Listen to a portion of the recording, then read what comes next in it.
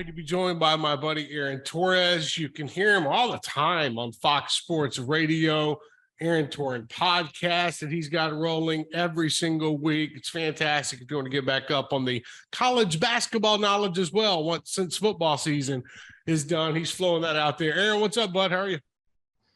Not much, Trey. I'm chilling. Happy to be with you.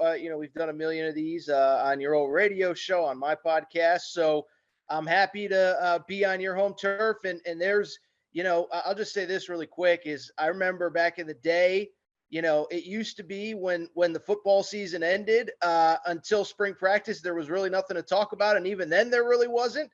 And now I think college football and I think college basketball as well have really turned into not quite 365-day-a-year sports, but pretty close. So. Isn't it crazy how we get to that spot where even 6 years ago, bro, like it was, you get a little bit of downtime, but then you had the early signing period, and now you got the transfer portal window, and then that's going to lead into February signing period. There's never a break in college football anymore. Period. Well, wait till 2024, and we now get 2 extra rounds of playoff games in December. So, I know it's been a topic of discussion. I think Greg Sankey even has already referenced it, but I think some of the signing day stuff, portal windows, I'm a fan of the portal windows, but I think some of that's going to have to be adjusted in a post-12 team college football world because so many people in this business as well as I do. December, you're already stretched as thin as you could possibly be. Now you got to prepare for 2 extra games. So, but like you said, it's crazy. I think it struck me last year when we had the Jordan Addison stuff in late April, the Jimbo Nick Saban stuff in May. SEC spring meetings were all of a sudden something I know you were at, and so many people were covering as if it was media days or something. So it is crazy. Like I said, I think you just said it. December was really like 3 weeks to recharge before bowl season for everybody. Well, at least for us in the media. Now it isn't. And then, in the spring now with the new portal cycle, I think it's going to be much the same into June. I know you do a lot of college baseball, so you'll get a nice little, 4 or 5 days off before SEC media days. But even for those of us that don't really do college baseball, I think we're going to be talking college sports, like real stuff to talk about, not fake name the top offensive, rank the top offensive line in the SEC stuff, like real stuff to talk about into May and June, not only this year, but I think pretty much every year going forward. Brother, you mean we won't get our Mount Rushmore of Mount Rushmore of sketchy NIL deals in April, maybe. That's the only one that's going to immediately come to mind. But I think those days are over, man. And I think, and I've said this on my radio show, my podcast, is college sports for years has been professionalized. I think we're now at the place where it's essentially professional. And so with all the NIL stuff, it just seems like every day there's a new angle on stuff. It's crazy, man. It's crazy. It gives us stuff to talk about. It gives stuff for the audience to be engaged about. So I'm far from complaining. But for the older people in our business that just expect to put the pen and paper down when the season's over, that isn't the world that we live in anymore. I want to go back to Los Angeles where you are. I was a week and a half ago, and in that championship game, the build up to it, SoFi Stadium, just everything came together for that one night. And I credit both fan bases for making that feel like a college football environment where sometimes like last year with Alabama and Georgia, it felt like that in Indy, but there are those times where it feels sometimes more, of a corporate event, like the Super Bowl feels more like a corporate event. This championship game felt like a college football game because it was, I personally, I felt it was 50-50 TCU Georgia fans at that game. Your thoughts on how they pulled it off, not the game in general, because the game sucked, but your thoughts about the game, putting it all together. I know it was a little rainy in LA at the time, which you guys don't experience a lot, but what did you think of the college football playoff and how they did it? Yeah. And I think, LA, I think gets a bad reputation on some things, but I think some things are justified. And I will say a couple things. I think LA is a tough event city. I've been to Indianapolis, not for last year's title game, but Indianapolis, everything's downtown, everything's walkable, everything's this, everything's that. New Orleans is much the same. Final Four was just there this year. And I bring it up because I do remember taking the shuttle to the game, and I saw some Georgia and TCU fans walking through some neighborhoods that I would not encourage them to walk through on their way to the stadium, and so but I think, LA did its best to make the event feel big. SoFi Stadium is just a beautiful, beautiful venue.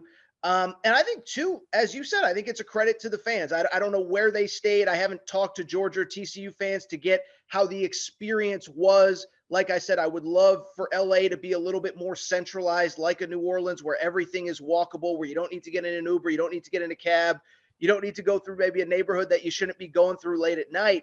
But I thought overall the event was really fun. I know the no tailgating thing was something that bothered a lot of people. One, that wasn't a California thing. That was a CFP playoff thing. So I don't know why that was. But I bring it up to say, I got to where we picked up the shuttle to get to the stadium. Probably if it was a 4:30 kickoff, I probably got there around 12:30, 1 o'clock. And there were already the hotel bar was packed to the gills. And so I think the fans that came, I would think, had a great experience, probably Georgia fans more than TCU. Like I said, just where the stadium is, it isn't the perfect setup for a big event, but the fans in the stadium, especially early, made it feel great. I still have videos on my phone. I made it a priority as the last whistle went and Kirby Smart got that Gatorade bath. And every Georgia fan on that side of the stadium was still in their seats, tens of thousands that made that trip. And I hope they had a good experience because I did enjoy covering it, even though it wasn't the greatest game. As we move past the college football regular season, the postseason, and the playoff championship game, is there, are we going to see, in your opinion, are we going to see the same storyline going into next year, you think, with the same teams? And I'm talking, okay, Bama, Georgia, two teams that are looking for a new quarterback, by the way, in Bama and Georgia. Ohio State is as well. Michigan's going to return J.J. McCarthy. Harbaugh, this NFL nonsense saga comes to an end for another year yesterday. Do you think it's trending towards where, okay, with the playoff expansion coming up too, okay, we got our 4 or 5 teams, you know what I mean? Maybe Clemson gets back in there, there's a few other, but do you feel like Kirby Smart has set himself up now where he's running a dynasty at Alabama? At Georgia, along with Nick Saban trying to run his own dynasty at Alabama. Yeah, I think that was probably the takeaway that everybody had. Every podcast that I listened to after the game, every column that I read, and certainly what I wrote and what I said on my own show, I think we're there, man. And, I think what stands out is, one, it goes like, I think it's easy. And I was one of the people that was critical of Kirby Smart pre-national championship game last year, but they've been elite for about 5-6 years now. I looked up the stat. I can't remember it.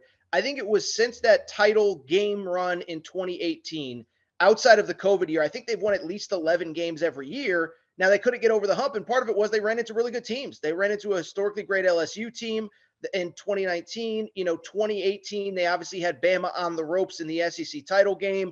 And so now they're there, but they're there with the confidence of knowing that they can beat anybody in college football. And so it is kind of amazing. They went in an 18-month span from the team that you expected to find a way to lose the big game to now, I think they're the best big game team in college football. You look at their season, what were their best performances? The national championship game, a season opener against Oregon when we all still had questions of all the talent that they lost, the Tennessee game when Tennessee came in number 1 in the country. And so I think we're there. And then I would also add, from the I would also say being there, and one of the reasons I was so excited this game was in LA, because I host radio on Saturdays, I don't get to cover a lot of games during the season. Just to be around Kirby Smart, to be around those players, I think that standard has been set. And Kirby said it himself. He's like, the biggest thing for us right now is complacency, because we have a chance to be really good again next year as well. So I think they go into next year. I think they should be the favorite. Every sports book I've seen, they are the favorite. But I do think there's some other interesting storylines now that Jim Harbaugh is back with JJ McCarthy, as you said, for one more year. I think this could be it. He's never going to say it publicly, but he's got his quarterback. Ohio State's young, games at home against Ohio State. And then, like you said, moving parts at Ohio State, Alabama, Penn State's interesting with maybe a quarterback upgrade, even though they lose Sean Clifford. So Yeah. I'm excited already about the narratives. But yeah, if you told me on the day of selection Sunday that Georgia's the number 1 seed, 13-0 off an SEC championship, I wouldn't be surprised by that at all next December. Aaron, when's the, we've talked about this before. When's the Harbaugh mess just come to an end? I know you just said next year, but man, we cover this sport and we hear things and we hear stuff coming out of the NFL and we hear Harbaugh's interest, and he has interest. Look, if there was a job that was really offering him, and I mean a set in stone offer to leave, I think he would not be the coach at Michigan right now. I don't think the Broncos offered him. I don't think the Panthers even sniffed an offer with him because it's such a vetting process. It takes a while. When is Harbaugh finally going to sack up and go back to the NFL and stop putting Michigan through this every single year? Because he's turned into Mike Gundy. Mike Gundy used to always flirt with other schools in college to get that contract extension. Jim Harbaugh, his scheme is now let me flirt with every NFL team that I can in the offseason, get a little bit more money, maybe stick around. The shtick's got to be up, right? I thought there was one thing that was very interesting in the last, as we record here on Tuesday, 24 hours, whenever people are listening, it'll be a little bit dated then. I have to go back and look at the exact quote.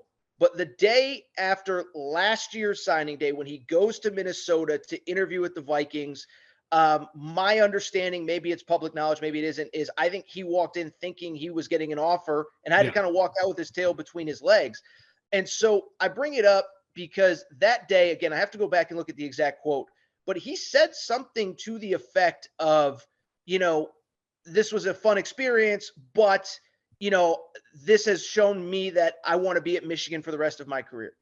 On Monday, when he announced he was coming back in conjunction with the school president, there was nothing that said, this is my lifelong dream. I plan on being here forever. And so I could be, this is some speculation, some informed speculation. I'm remembering it. No, I remember that. Yeah.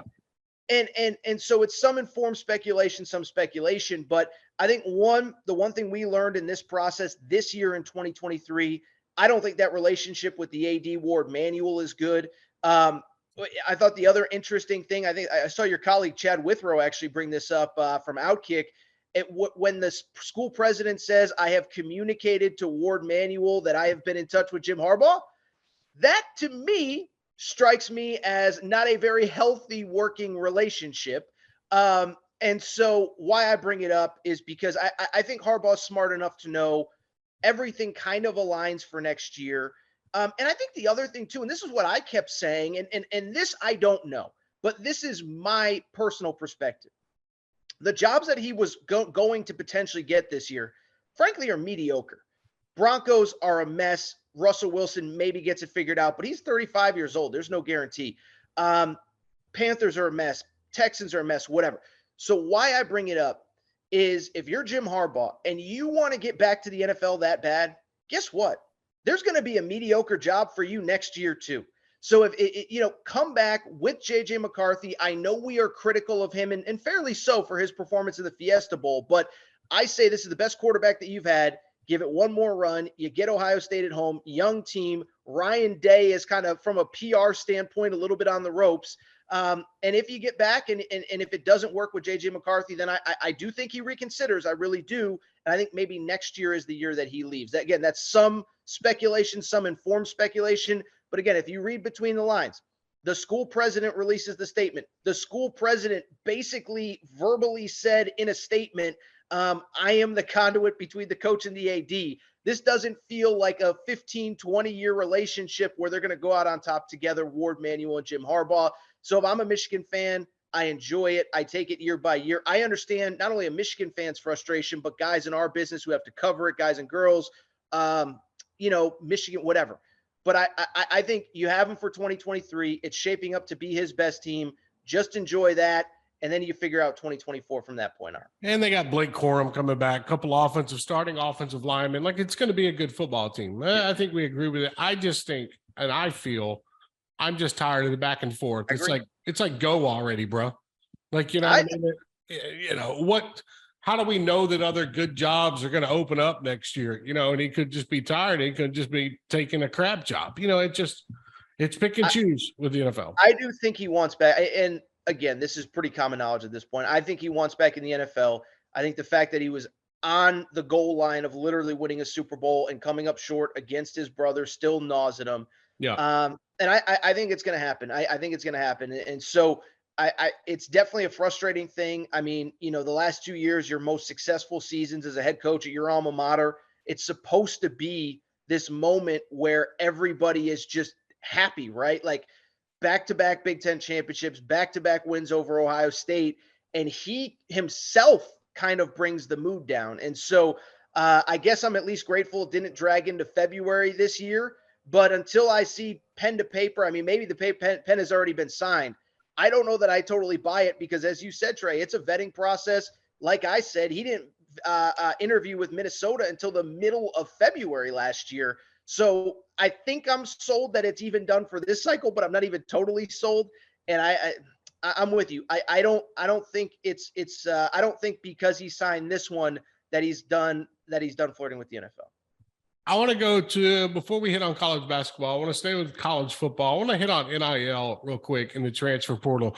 You're out in California, and they had just passed something in the state I'm in Tennessee when it comes to NIL and high school players being able to benefit from that right now before they get to college.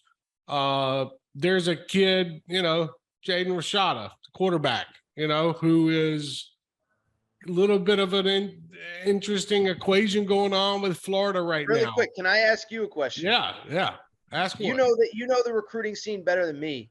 I mean, one, it feels like it's I don't know that it's done because it feels like it's done at Florida 4 right now. I mean, 7th ranked quarterback in America, high 4-star, not Arch Manning, not Dante Moore, not Trevor Lawrence, not whoever, fill in the blank from previous classes, Tua, whoever.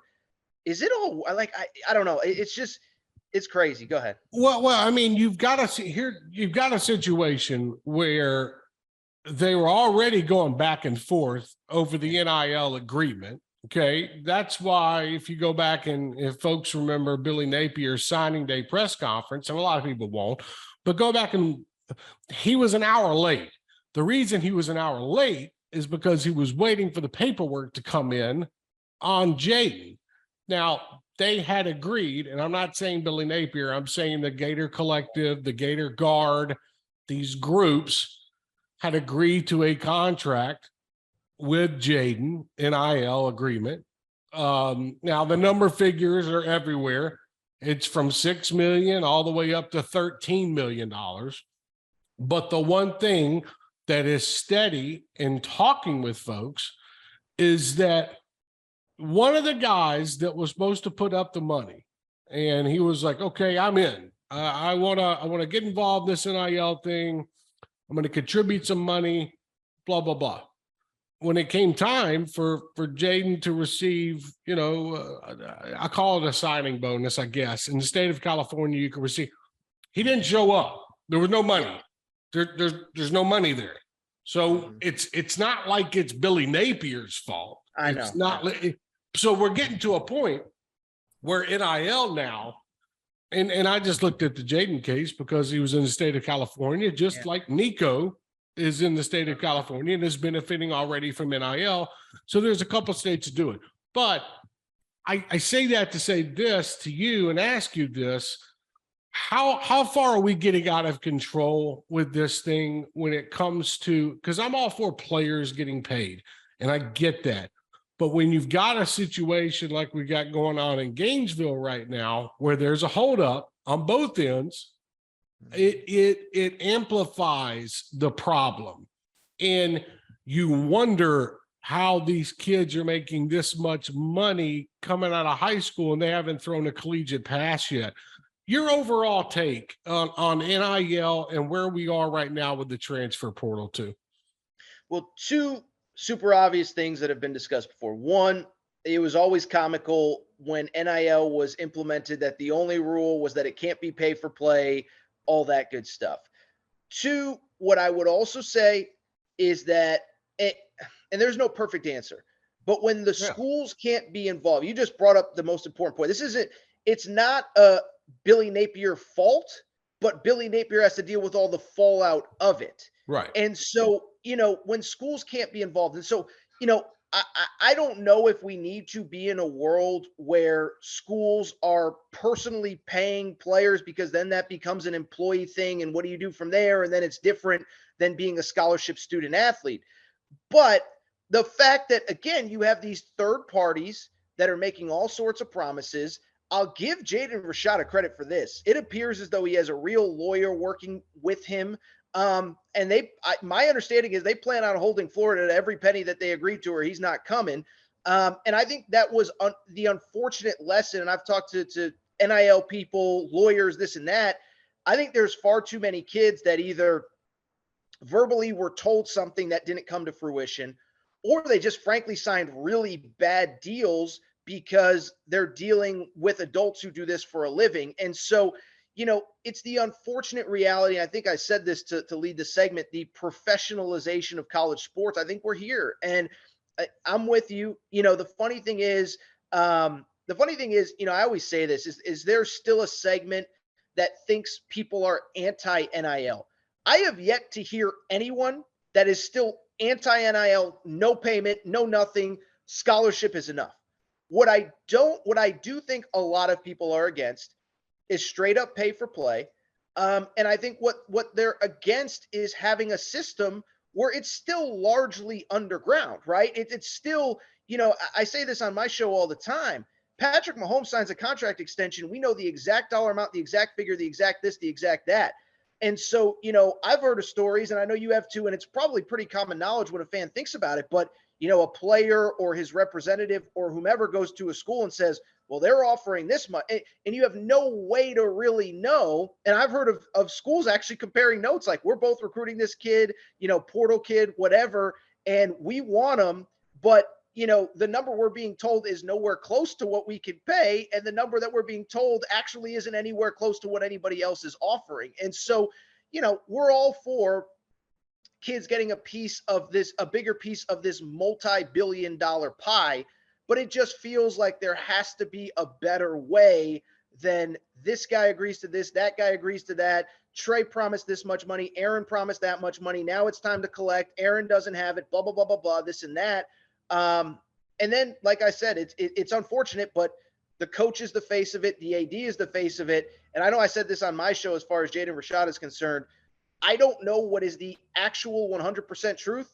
What I can tell you now is that Billy Napier is dealing with the newest wave and the worst wave of negative recruiting in 2023, which is, you can go there, you ain't getting paid. And if you don't think that Georgia and Florida State and Miami and everybody else is using that against Billy Napier, whether it's fair or not, you're out of your freaking mind, man. Well, it's another thing that's crazy about this recruitment is that if it gets to a point where they go and there's litigation, Florida doesn't want that, because what that does, and here's another thing, it ain't just Florida doesn't want it. Texas A&M doesn't want it. Ole Miss doesn't want it in the recruitment. Miami doesn't want it, because that's going to lead to discovery. And when discovery opens up, okay, we're talking text messages. We're talking about how much was offered at each school. We're getting behind the scenes. So that's why I think, the family hired a lawyer, and they're trying to hold them to something, because Florida wants to rip up the contract and they wanted to sign something different. Rashada family's holding on. And Florida is kind of being held over the coals here, because there's nothing they can really do. Because if this thing goes to litigation, it's only going to screw things up further for Florida, and it might screw things up for the Rashada kid. Okay. Yeah. But I just don't feel like they're going down without a fight, and they're going to get, in my opinion, they're going to get at least half of what they were promised. I don't think they can come. I don't know if Florida can come up with the whole shabam, but they're going to at least get half. It's just the NIL world and the transfer portal world has changed college football so much. It's taking a lot of people a lot of time to get used to it. And Aaron, these coaches, they're worn out. I talked to three coaches this past weekend who would love to get in the NFL right now, because now all they're doing in college is negotiating deals, answering questions about money in NIL, transfer portal. The game has changed in college football, and these coaches are getting tired of it. Look at Derek Mason. You really think Derek Mason wanted to take a sabbatical from college football? I don't think he'd done that 2 years ago. He wanted out. Matt Luke. Yeah. Matt Luke, you know what I mean? Like, these guys saw it coming and they wanted out, Aaron. It's crazy how much the game has changed in just a short period of time. Well, this is one thing, I'm in the opinion business. Most of what I do is opinion as opposed to hardcore reporting. And I bring it up because I get a lot of stuff wrong, but this is one thing that I got right is I said, look, as long as we play college football, somebody's going to want to coach at Ohio State. Somebody's going to want to coach USC. Somebody's going to want to coach Duke basketball. Somebody's going to want to coach North Carolina. But what I also believe is that people with options are very seriously going to consider going to the professional ranks. Because at the end, by the way, not everybody has that option, right? There's only 32 jobs in the NFL, 30 in the NBA, whatever. Right. But why I bring it up is because, like you said, you're going into a recruit's home. It's no longer about this is what we can do. It's no longer about this is how we develop you. This is the academic plan you're on. It's about dollars and cents. And I was told 3 years ago by smart people, like 3 years ago, like what's going to happen is all these coaches, this is what they're going to, what we're dealing with now. You, me, people in the media that love this stuff. We were being told this in 2019, 2020, 2021. And so I bring it up because what I was told, what everybody knows is, well, crap, if you are going to have to deal with players being paid, if you're going to have to deal with agents, if you're going to have to deal with free agency. And by the way, I hate that we call the transfer portal college free agency, because in the NFL, every player isn't a free agent every single year. Then the coaches with real options are going to say, I'll go to the NFL, I'll go to the NBA. There's a guy named the GM that has to deal with that, and I just get to coach. And I've talked to, from the football perspective, but from the basketball perspective too. Being an NBA head coach is stressful because the players run everything.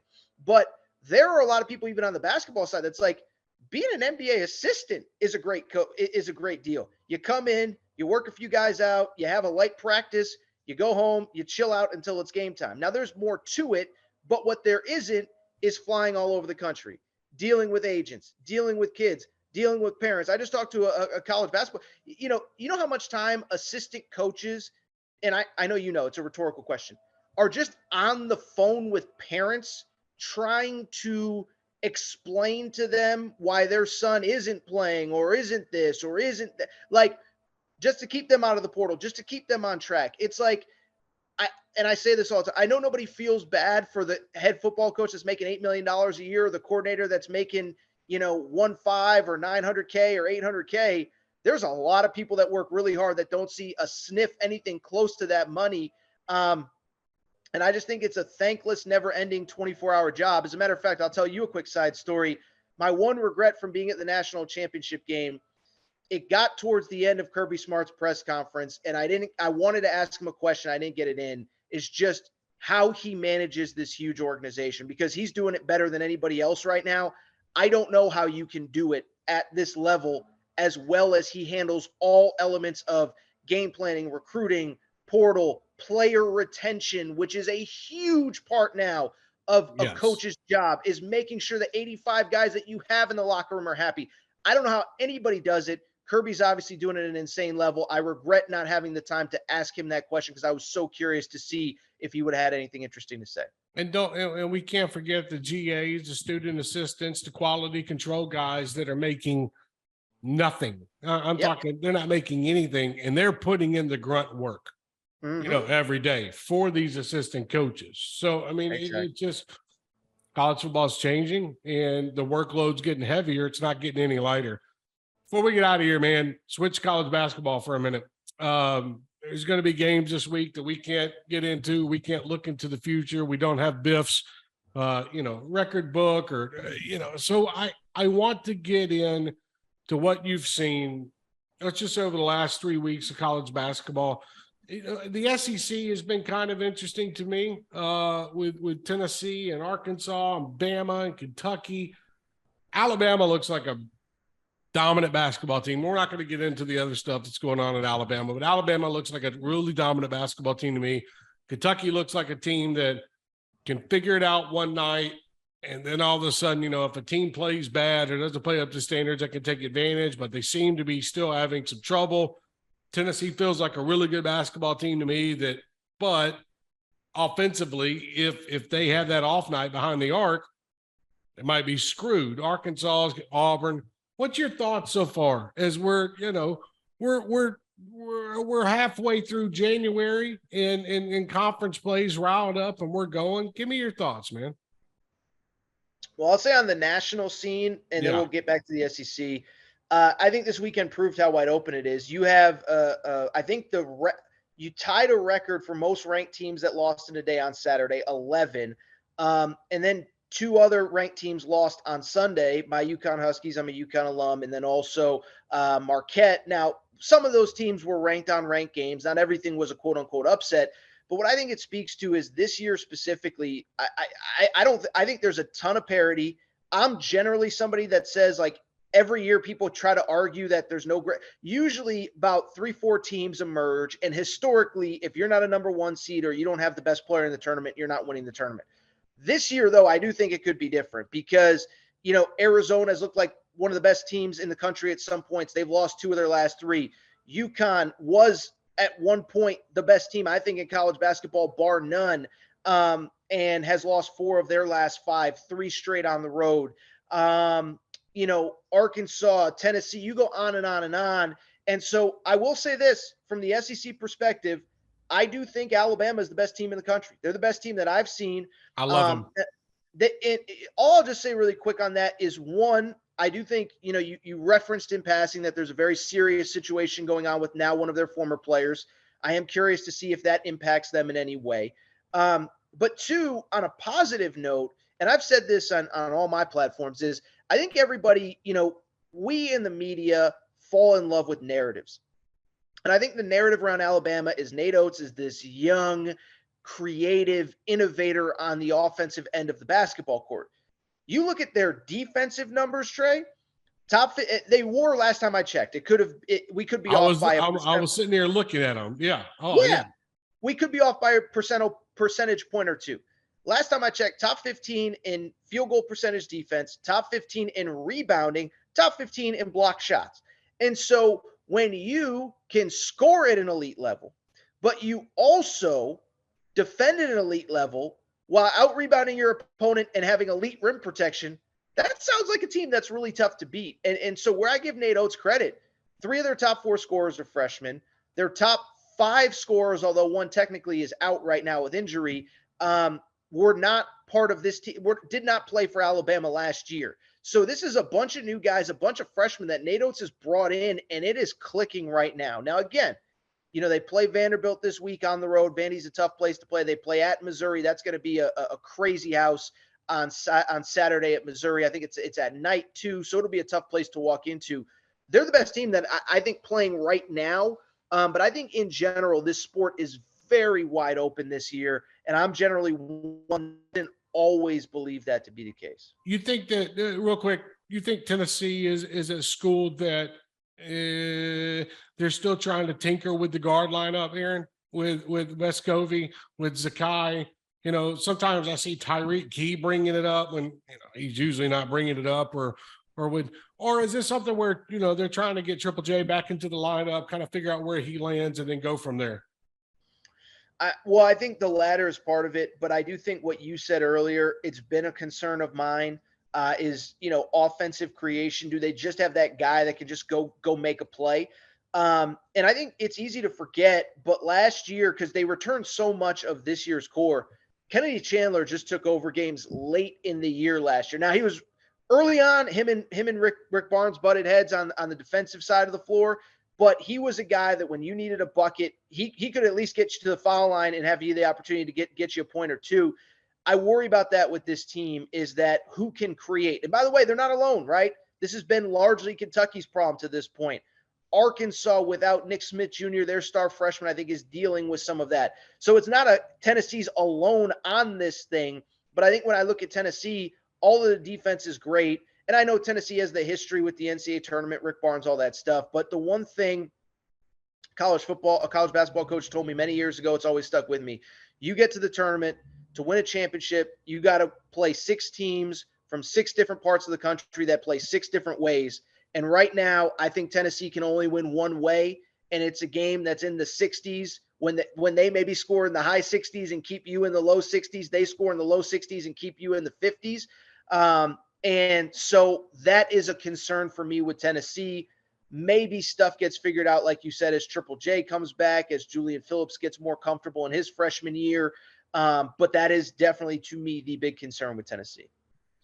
That's Aaron Torres, one of the best in the business. Aaron, tell everybody where they can follow you, brother. All your great work. I listen to you every weekend. I listen to you when you fill in. I've always got it going in the background with you and Jason Martin, but you already know that stuff. Tell everybody where they can follow you. Well, I appreciate that. You can follow me on Twitter at Aaron_Torres. I do the Aaron Torres podcast 3 times a week, almost all college sports stuff, a lot of the same stuff that we talked about today. And then, host radio on Saturday nights, really fun shift, 7 to 11 Pacific, so 10 to 2 a.m. Eastern time, which is a really fun shift to be on air. We were on air during the Chargers meltdown the other night, or, some would say that the Jaguars comeback. I think it was more of a Chargers meltdown than a Jaguars comeback. Yeah.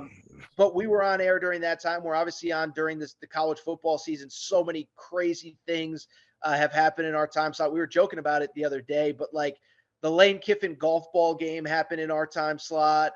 Hell, you had LSU Bama overtime in your time slot as well. That game this past year. We did.